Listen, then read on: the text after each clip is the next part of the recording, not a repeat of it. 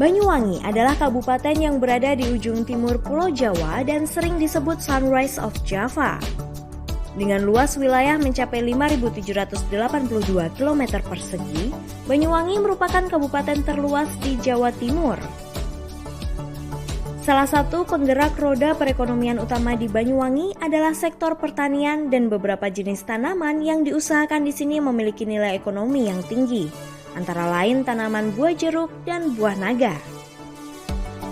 Sebagai salah satu sentra penghasil jeruk, Banyuwangi sanggup memproduksi lebih dari 3.500 ton atau setara dengan 12.000 hektar dengan kualitas buah di atas rata-rata. Sedangkan produksi buah naganya mencapai lebih dari 42.000 ton. Sahabat Tawon, kali ini kita akan mengunjungi satu daerah yang merupakan sentra tanaman buah jeruk dan buah naga di Kecamatan Purwoharjo, sekaligus bertemu dengan Bapak Supriyadi, pakar pertanian sekaligus petani jeruk dan buah naga.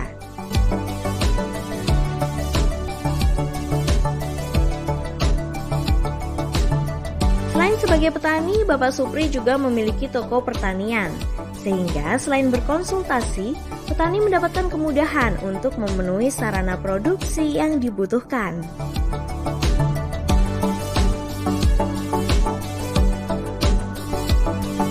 Betul Pak, saya jual pupuk tawon kurang lebih ada 10 macam.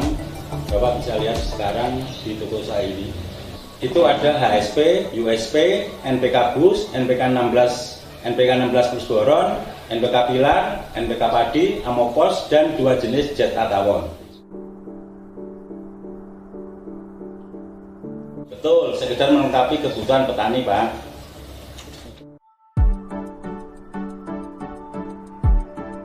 Saya mulai buka toko pertanian yaitu pada tahun 2013 Pak.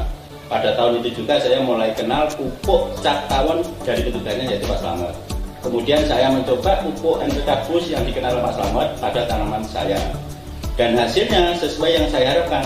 Sehingga pada tahun 2014 saya mulai jual produk NPK Bus tersebut sampai sekarang.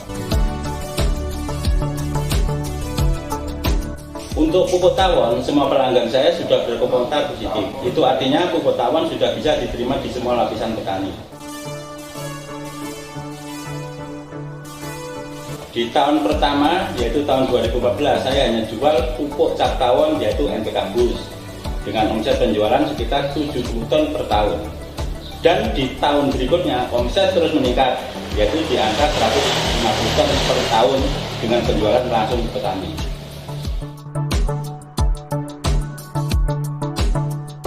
Kiat-kiat bertani dengan pupuk cap tawon, yang pertama itu adalah pahami teknologi pupuk cap tawon. Yang kedua, harus ada rencana pemupukan yang sistematik berdasarkan kebutuhan tanaman. Karena kandungan nutrisi pupuk cap tawon yang tertera pada kemasannya itu punya tujuan yang berbeda-beda terhadap kebutuhan tanaman. Ada yang tujuannya untuk pertumbuhan, pembungaan, pembentukan calon buah, pembesaran buah, dan meningkatkan kualitas dan kuantitas hasil panen. Pesan saya, pahami musim tanam dan karakter tanaman. Jangan takut menggunakan pupuk cap tawon, karena pupuk cap tawon telah memberikan bukti, bukan janji.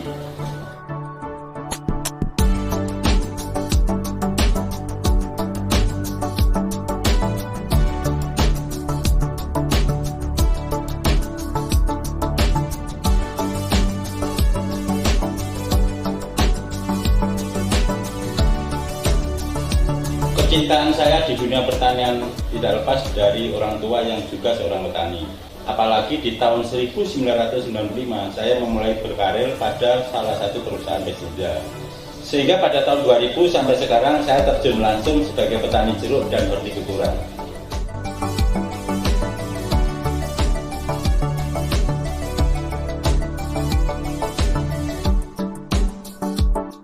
Bicara masalah tanaman yang aku tanam adalah bervariasi.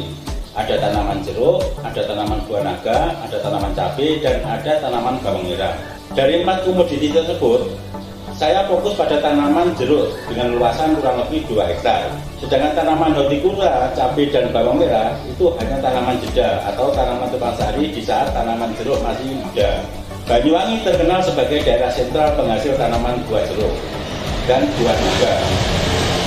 Sebelum kita berkunjung ke lokasi lahan tanaman saya, alangkah baiknya kita berkunjung dulu ke petani binaan saya yang sudah pakai pupuk Cak Tawon. Beliau adalah Bapak Jangkep sebagai petani jeruk dan Bapak Nur Syahid sebagai petani buah naga. Mari kita berangkat menuju beliau berdua.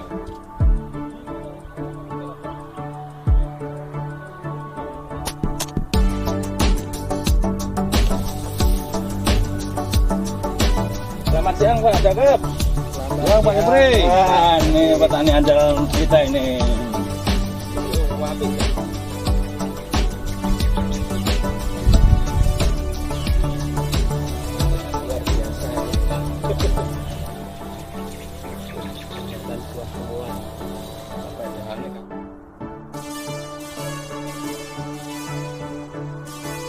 Luar 15 hektar Pak.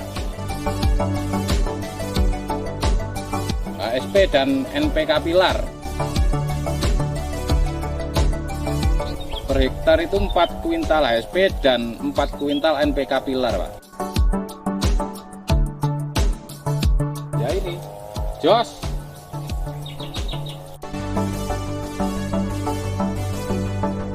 Per hektar itu antara 35 sampai 40 ton per tahunnya Pak. Pak, hasil tanaman Pak Jangkep jeruknya bisa luar biasa seperti ini itu bagaimana Pak?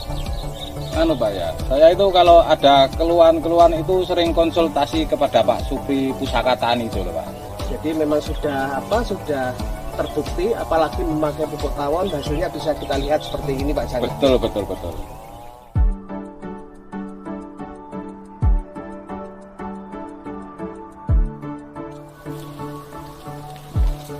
Hei, Syahid. Oh, hanya sudah ketemu ini. Baru itu kita tahu Rene. Jelas ya. Pak, ini Pak dari pupuk tawon. Oh, ya alhamdulillah Pak, ini pakai pupuk tawon hasilnya ya memuaskan gitu. Iya, alhamdulillah Pak. Ini gara-gara ini dor-dornya Pak Supri Pak ini. Ini luar biasa Pak. Ya alhamdulillah.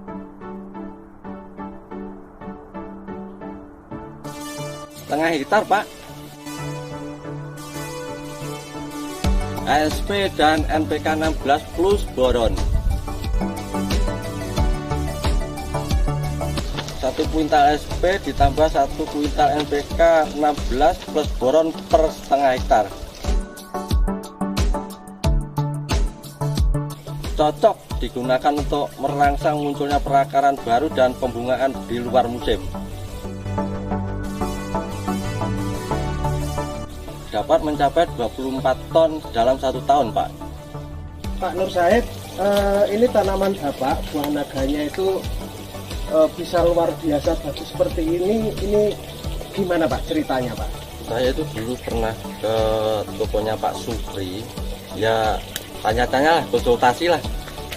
Selain itu Pak Supri kan punya itu toko obat dan punya lahan pertanian, dan saya pernah mengunjungi di lahannya itu, tanamannya itu bagus-bagus. Terus saya tanya, pupuknya apa Pak gitu. Oh, jadi intinya memang Pak Nur Syahid banyak konsultasi, banyak belajar dari beliaunya Pak ya, dari Pak Supri. Betul itu.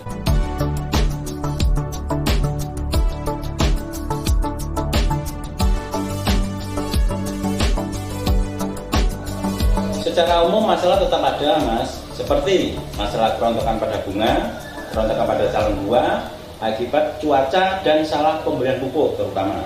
Selain itu ada masalah klasik tahunan, yaitu harga murah pada saat musim panen raya. Masalah-masalah tersebut bukan problem, asal kita bisa menerapkan teknologi pemupukan dengan benar.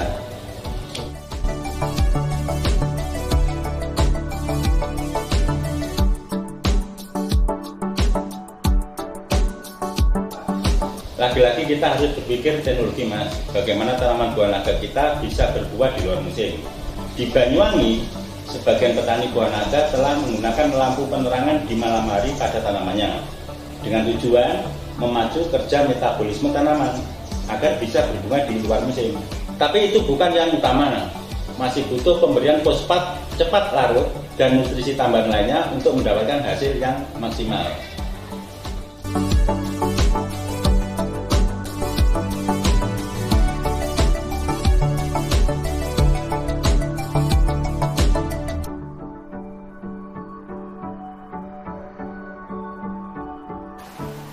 pasti ces pupuknya pleng panennya.